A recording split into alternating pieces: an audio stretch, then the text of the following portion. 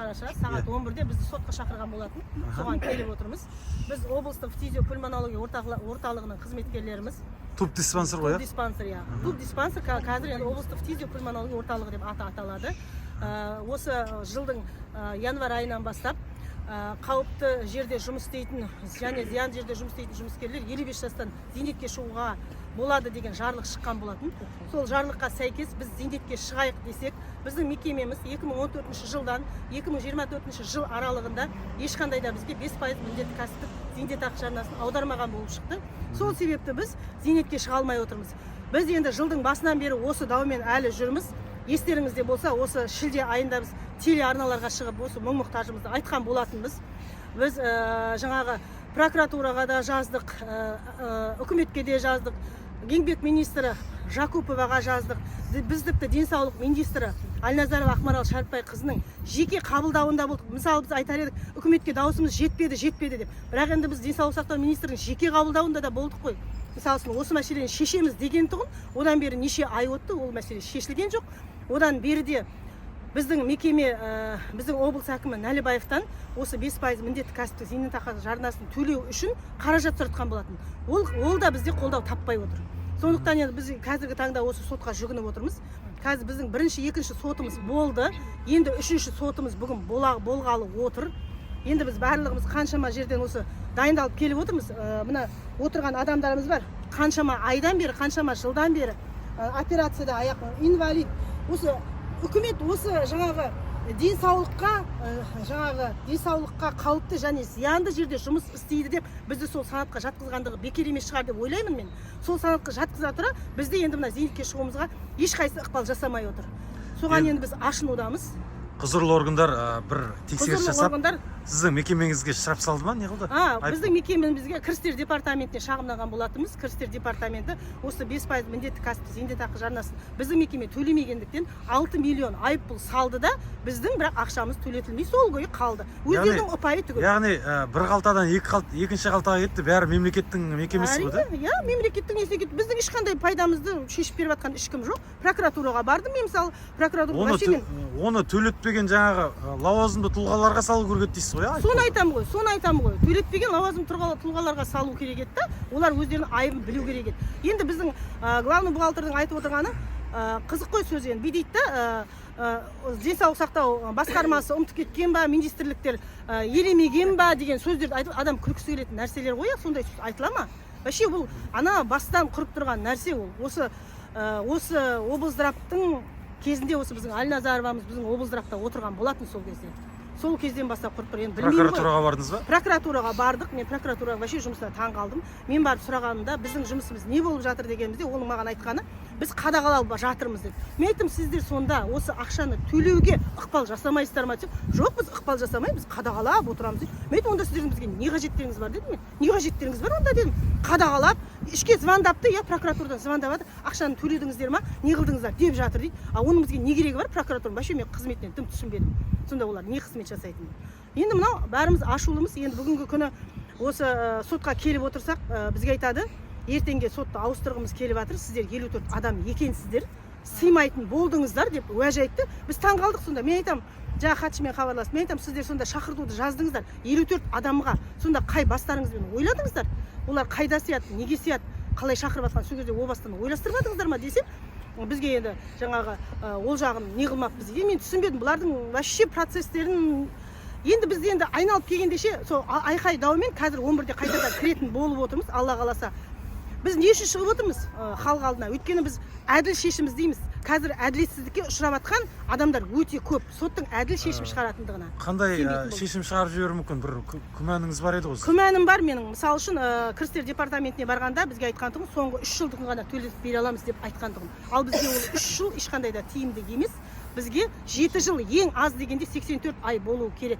Бізге сол керек. Біздің күмәніміз сөйтіп бір жақтардан қоңыраулар түсіп, сол нені беріп қоямыз ба деген, беріп қоймай ма деген бізде қауіп бар. Сондықтан біз бүгінгі таңда осы шығып отырмыз. Сондай қылмасына әділ шешім күтеміз, әділдік күтеміз. Енді өздерін қазір сотқа кіреміз, Алла қаласа. Қалай болғанын шыққаннан кейін тағы да айтамыз. Тоқтамаймыз ешқандай да.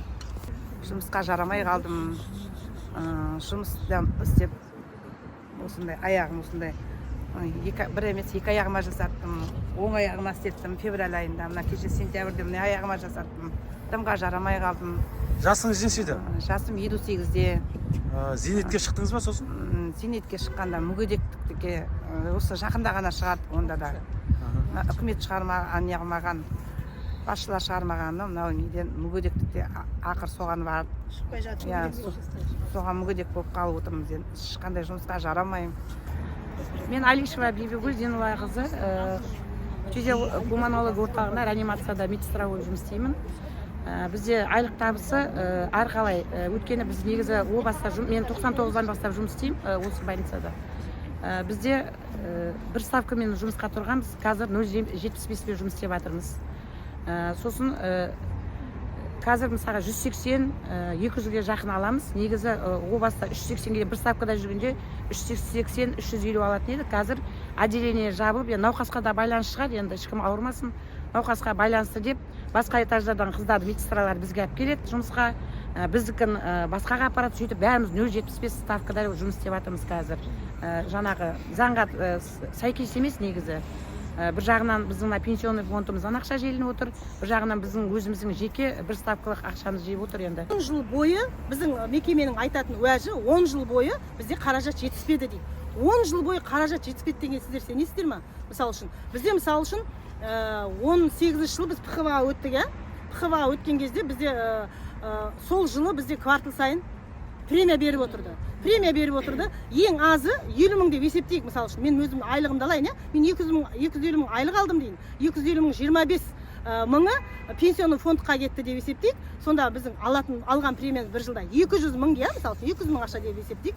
Оны 25 мыңның жартысы 5%, 12 мың 500 болады. 12 500-ден есептеген кезде, мысал үшін 12 айға кетедіген 150 мың ғана. Сонда мына экономист бухгалтеріміз біздің не бітіріп отыр? Бізге премияны бергенше, одан да жұмысшыларға қарызды өтеп бар, содан қалған ақшаны бермей ма премияға? Бермесе құрып кетсін премиясы. Бірақ біздің 5%-імізді неге төлемеген? Ақша болмады деп сенуге бола ма? Болды ғой. Премия берілді. Значит, запас ақша болды. Біз соған ашынамыз. Неге олар қарызды жұмысшыларын төлеп болып барып, артық ақшаны бөлмейді? Жаңа 6 миллион айыппұл салғанда деймін да, қызық қой, Сол ғой сол. Айыппұлды салғанша одан жаңағы пенсионный бір жыртығын жамамай ма кішкене? Біз осыншама уақыт айттық. Бізде мысалы үшін 54 адамға төлейтін ақша 36 миллионның ояқ бұяғы. 10 жылға азғантай ақша, ол көп те емес. Біз қаншама басшыларға айттық, көп емеспіз біз. 36 миллион ақша үлкен мекемеге дымда емес. Соны төлеп беруге бізге болатын. Бірақ олар оны істемей отыр. Ақыр соңында сотқа барыңдар, соттың шешімі керек деп. Болмайтын жерлерге кетіп жатыр. Мен осы 2020-да осы мекемеге медсестра болып кірдім. Содан бері біздің, оказывается, әрқайсымызға кеше аттестация рабочего местаның қағазы келді бізде. Соны мен қолыма түсіп сол қағазды оқығанда, әр жұмысшыға жарты литр күніге жұмыс істеген кезде берілу керек екен. Бізде қаншама 400-ден аса жұмысшы бар, соның беріледі тек 4-5 отделениесіне ғана. Қалған почти 60-70%-де сол ақша төленбей келген, сол сүт берілмей келгенше, сол сүттің ақшасын экономдады ғой, экономисіміз. Экономдаса сол ақша неге сол 5%-ға төлеп бізге құтылмады? Ол да біздің ойымызда бар, бізде оған да ашуланып жатырмыз. Мен мысалы көрген емеспін, осы жерде жұмысқа 95-те кіргендер бар екен даже. Сол сүттің қарасын да көрмепті. Сүт или шұбат жарты литр положено екен. Заңдылығында. Қайда сол? Қайда сол? Соның ақшасы қайда? Сүттің ақшасы, ал енді сүт дейміз ғой. Сүт деген көрген емес, ешкім 2000-да кірдім, мен бір рет мен физкабинетте істеймін 12 жылдан бері. Нағыз жаңағы аппараттардың арасында тазалықшымын. Біз сүт алып жүрмін, бірақ осы 3-4 ай, осы кешегі айдан бастап маған санитаркаге ЛФК медсестрасына сүтті кесіп тастады. Жаңа білмеймін, енді біз аппараттың қасында жүрміз ғой. Беріп жатқан азғантай адамдар оны қысқартып жатыр.